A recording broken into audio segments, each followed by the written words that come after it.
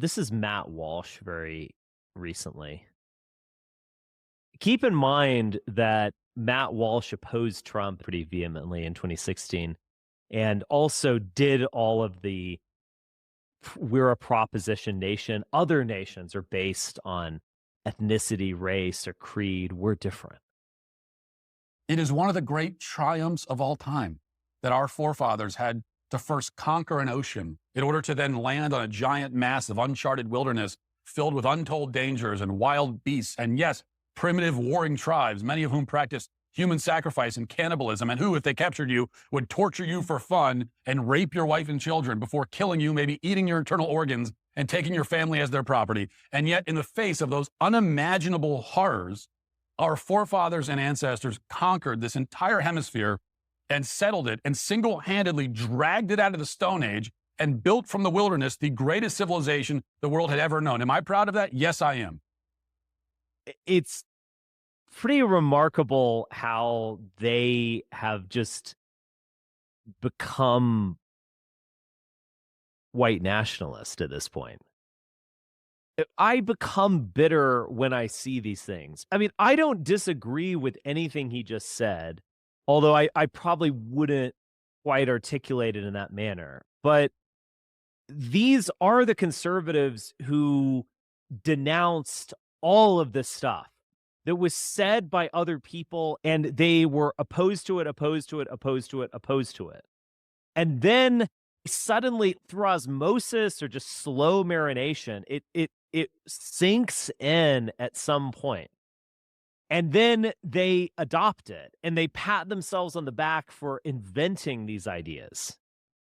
And it's dishonest on a very basic level, but it's just sort of infuriating when you think these people, like, they were listening to the alt-right. They were probably listening to Jared Taylor and Amren and whatever. They were listening to Sam Francis. They were denouncing them, denouncing them, denouncing them, denouncing them, and then just like turning on a dime, not even reflecting on the fact that everything he just said really is going against what he was stressing 5 years ago, and just claiming that they've made a new discovery. I mean, I have to say, it's pretty infuriating. Do you think it's that, or do you think it's like a revival of nationalism because they need fresh troops for the front? I don't think those are mutually exclusive. Well, sure. But Yeah. the alt-right was anti-conservative. That is something the dissident right is not. The dissident right are fans of J.D. Vance and Donald Trump. Despite their name being dissident, they're not. They're actually mainstream. I wanted to actually address this tweet by BAP, one of my least favorite people. They are not dissident. They are pornography for the mainstream right. The alt-right was genuinely anti-conservative, if only because the conservatives were attacking Donald Trump to such a degree. Like, the dynamic in 2015 and 2016 was that National Review cover against Trump. Glenn Beck, Matt Walsh, I can remember him. Everyone was furiously anti-Trump and attacking him on the basis of he was a liberal, he was a racist liberal who didn't believe in American exceptionalism. That was the line. Michelle Malkin, who then became a groper mommy and has since disappeared. I guess it's just weird because you had this like anti-conservative movement animus, and then you have the conservative movement rethinking itself and adopting all of these talking points. It is a bit infuriating, I have to say. And it makes me want to move away from those talking points. I mean, I guess another thing that I guess that generates some ire in me is that, like, all of that stuff, I don't really disagree with anything Matt Walsh just said. But I have assumed that since I was like 12, and we've gotten in a spaceship and we've hit hyperdrive and we're like in another galaxy. and Matt Walsh is sending us a radio signal of like, did you know that we're conquerors, baby? Like, it's not a proposition nation. It was made by whites or whatever. And it's like, we fucking get it. Like, we got that 30 years ago. Like, you're behind, you're light years behind where we are. And yet you're telling us something as if it's some revelation. I think you guys would get bored with me if I just went on here every program and said, by the way, did you know that whites created America? It's just like, I think it's almost more interesting to contradict those notions or like say, like, did whites create America? Like, that's Well, it's almost almost more worse. interesting because it makes you think as opposed to just asserting this shit that everyone fucking knows. Anyway, go on. It's almost worse because it's not a natural progression. Yeah. It's not like he came to these ideas because he's like discovering them and he's excited about it. He's known about this probably since he was 12 too. Yeah. And he is just now comfortable because he thinks the atmosphere is right. So he's going to take advantage of it. So it's Yeah. kind of, it's a very wormish thing to do.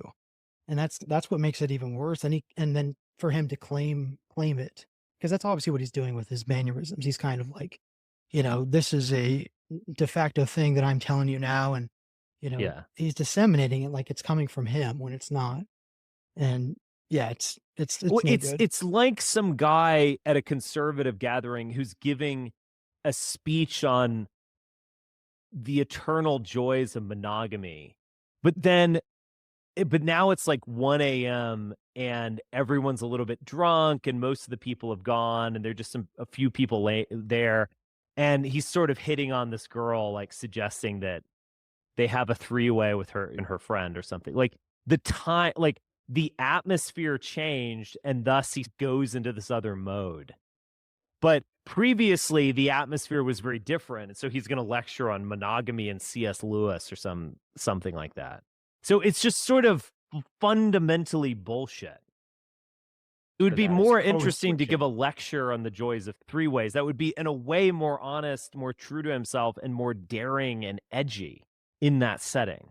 But instead, in that setting, he does this. And then now that it's 2 a.m. and everyone's tipsy, he's, taking his swings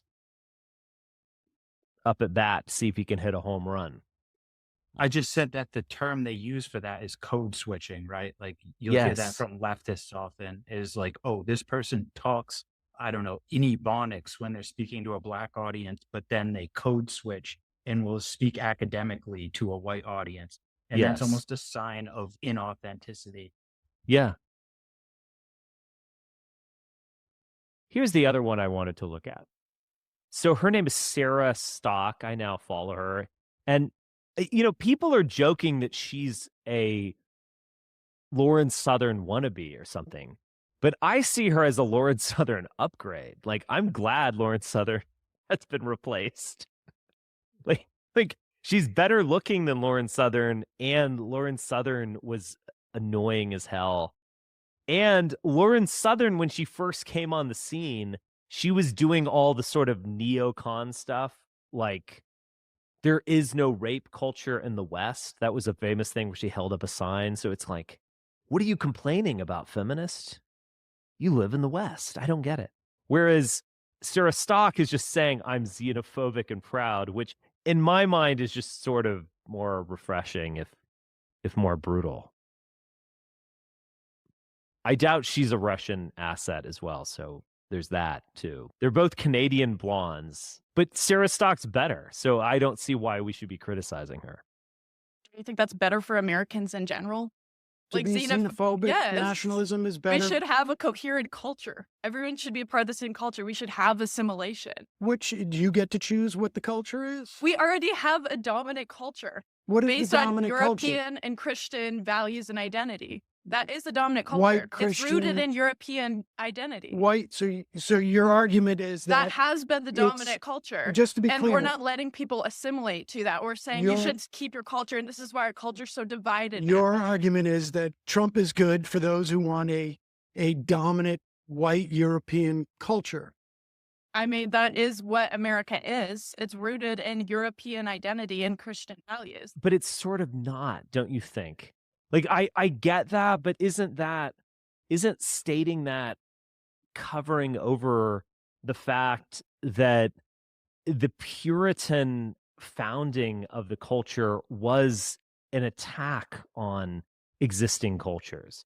People left England as an attack on the Anglican Church, which wasn't hardcore Protestant enough for them. And, whatever their criticisms, that's what it was about.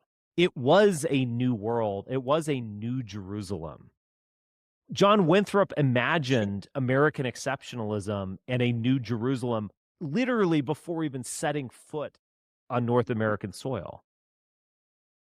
And so it actually was, you could say, an advancement, or you could say an attack. Maybe those are sort of loaded ways of thinking about it, but it was a separation from Europe. And I think so much of the identitarianism that I would talk about, say, 5 or 7 years ago, was almost a LARP in itself. It was like, oh no, see, we're expressing European identity or something like that. But maybe that's actually not true to the Puritan streak at the very heart of American identity. It's just something to think about at the very least.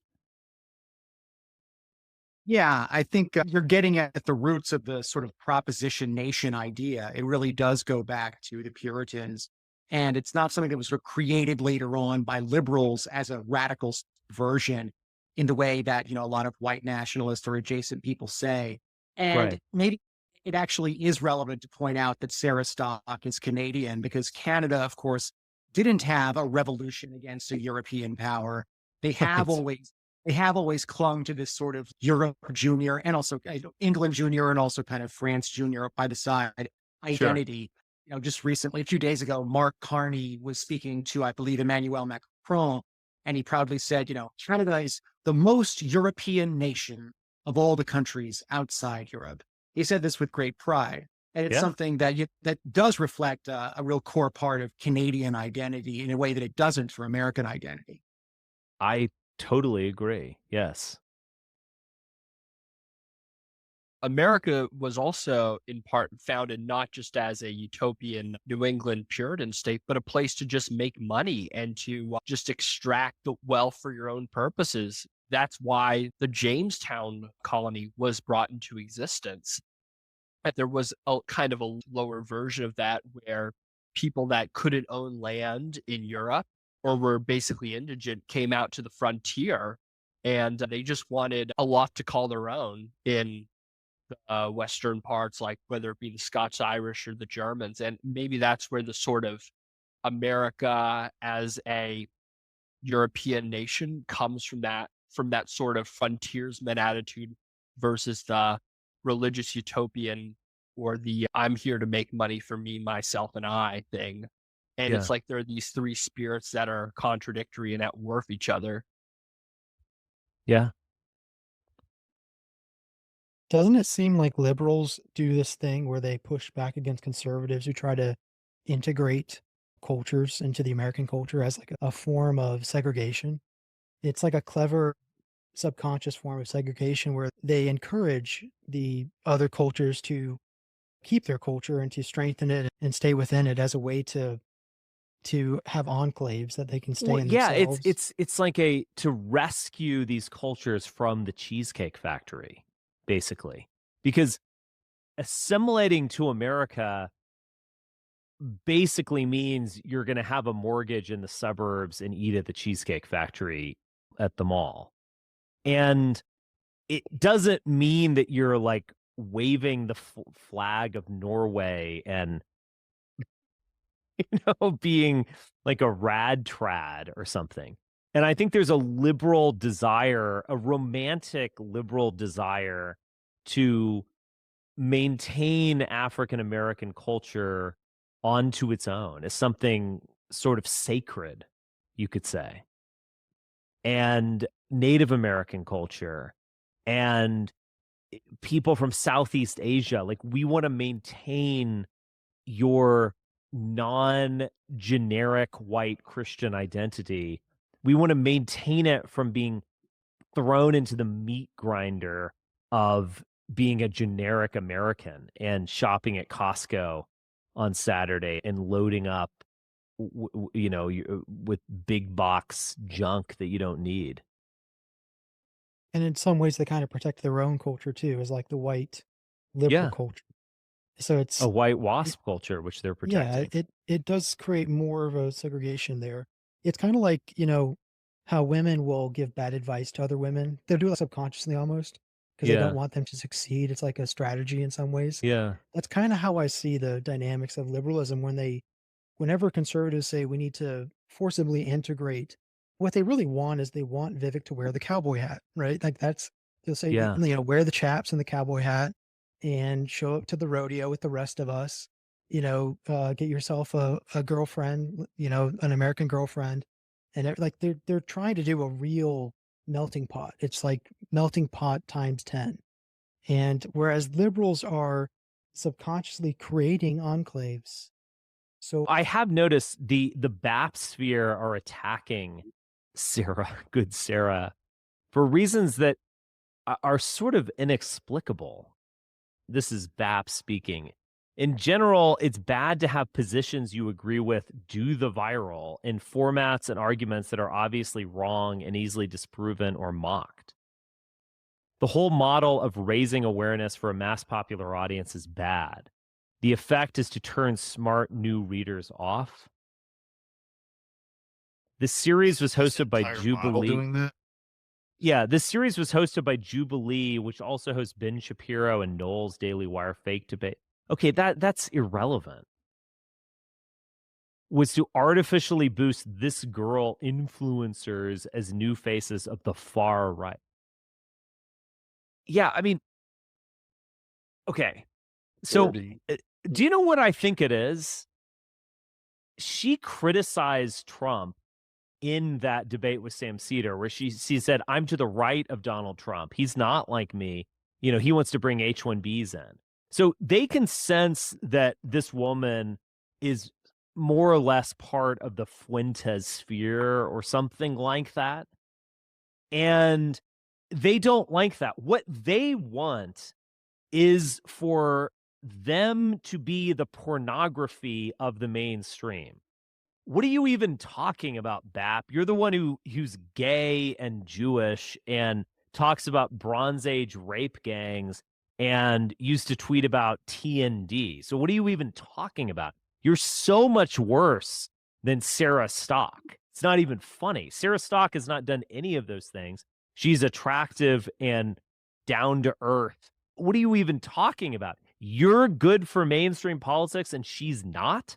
What the fuck? Her argument in favor of xenophobia, I sort of disagree, I guess, with her, articulation of American identity. But, what I say is less appealing to like normies than what she just said. So what in the fuck are you talking about? And this is what it is. Their game is to be the pornography for mainstream Republicans.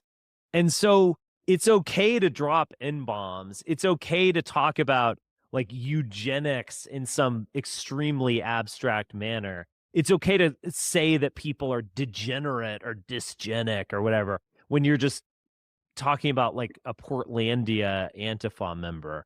It's okay to talk about Bronze Age rape gangs because it's totally irrelevant and ridiculous. And so you're operating as a kind of pornography for mainstream Trumpists who are not going to really do anything that matters and ultimately will maintain America's pro-Israel stance. That's what it's about. And if you don't understand that reality, these arguments don't even make sense. Like, obviously, Sarah Stock is a better representative of the far right than these faggots. Even they would have to acknowledge that a pretty white girl is a better representation than Jewish homosexuals to win over the right. I mean, surely even they could grasp that reality. But again, that's not what their game is. So is this the Southern strategy? It's just a different It's just a aspect of it? different aspect. Yeah, it's like a micro version of the Southern strategy. So that JD Vance, like when Usha's asleep, JD Vance can go to his Twitter, like he's, coming, honey, I'll be in there in a moment. But he can like read Captive Dreamer and be like, yeah, those degenerate fucks, we're going to kill him one of these days. Okay, I'm coming, honey. It's just that's what it is. It's pornography for the mainstream right. So they can do they can talk like in the streets, they can sound like the religious right, and in the sheets, they can read BAP. And they can do all the same crap that the conservative movement's been talking about. They can wage wars in the Middle East on behalf of Israel. But then at night, they can jerk off to like homosexual Bronze Age rape gangs that kidnap women and drag them back to the tribal cave where God knows what can be done to them. Yeah, it's just all fundamentally bullshit. October 7th was probably the most Bronze Age thing that we've like seen in 100 Oh, yeah. years. Like taking these not that they were taking them as war brides, but like taking these women Sort in of. trucks across the border. That German Jewish woman who was taken from the music festival with her legs broken and thrown into the back of a pickup truck. Yeah, that's what it was like. We might have a nice vision of what a war bride would be like. That's more like what it was like.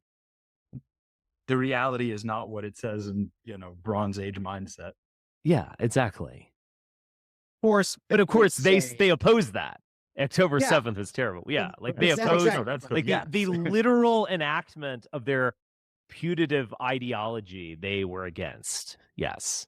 Yeah, BAP and his people would say, oh, no, if you support that, you're a third worldist sand Negro. It's like, right. Wait a second. These, you could say, borrowing BAP's terminology, that, Hamas paraglided out of the Gazan longhouse and took all these war brides. But no, of course, it's not what we're supposed to say. Exactly. That's leftism. Yeah. I think what they called it was a resentful slave morality chimp out, essentially. That was their like reframing of it. Yeah. It's that what we were talking about before. They'll like arbitrarily call upon certain terms. So like if you're in opposition to Trump, we're going to call you resentful slave morality. Or the woke right. Yeah, the woke right, all of this stuff. Yeah. But they don't mean it. They just call upon any of these terms to make sure that they and only they can operate as right-wing porn. It's kind of dovetails with something I was thinking of today with this. It relates to something in Trump's governing style as well. This kind of, when you think about his rhetoric versus his actions in regards to immigration in particular, and perhaps other things too, there's this kind of performative cruelty that ultimately substitutes for meaningful action. It's right now he's doing he took these hundreds of people from Venezuela and sent them to some apparently horrible prison in El Salvador where God knows what's going to happen to them. Bukele is using them as slave labor. Yeah. Yeah. And well, who exactly are these people? What have they done? It's not really clear that they belong there, and it kind of, but on a general level, it kind of parallels the controversy over family separation and, quote unquote, kids in cages in the first term. There's ultimately, legal immigration stays the same. Deportations go down. There's just this performative cruelty that Trump indulges in to, I guess, to appeal to the resentment of his base and I guess make them think he's on their side. He's hurting people that they hate, whatever. Yeah. But ultimately, the big picture, it's not, things aren't really changing, or perhaps it's getting worse.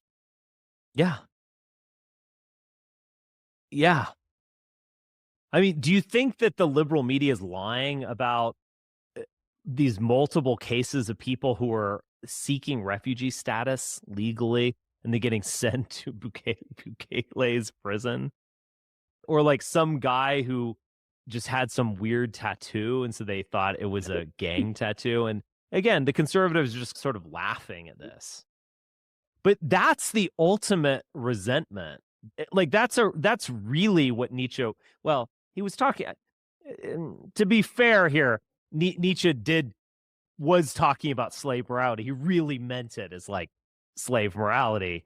But I'm thinking of that sort of will to punish and how suspicious Nietzsche was of people who were a little too obsessed with punishing the criminal and so on. Like, what does that reveal about yourself? What does it reveal about like your empty life in the suburbs, that you're watching images of Hispanics getting humiliated and getting their head shaved and then thrown into a van shipped to God knows where there'll be a slave labor or probably, be brutalized in prison or die. And it's porn. And what does that say about you that you're watching porn? How many people watch porn as an aphrodisiac to get excited? Like you and your hot girlfriend watch a little porn before you go at it. Now, that's probably a significant percentage of porn watching are couples like that or whatever. But I would say that easily 95%, if not 99%, of porn watching is done alone. Probably 99%. In fact, And in the same way, the violence porn, you're not getting any if you're watching porn. And like, again, you are disempowered in your own life. And so you're jacking off to the notion of like brutalizing Javier, and like the violence who is here on a porn, student visa. the violence porn of Javier, is the person who will never harm a fly, or is like looks at his shoelaces when like a black guy walks by on the street, like hoping he doesn't assault him. Javier is here on a student visa. He dared to participate in a pro-Palestine rally, and he ended up in an El Salvadorian slave colony.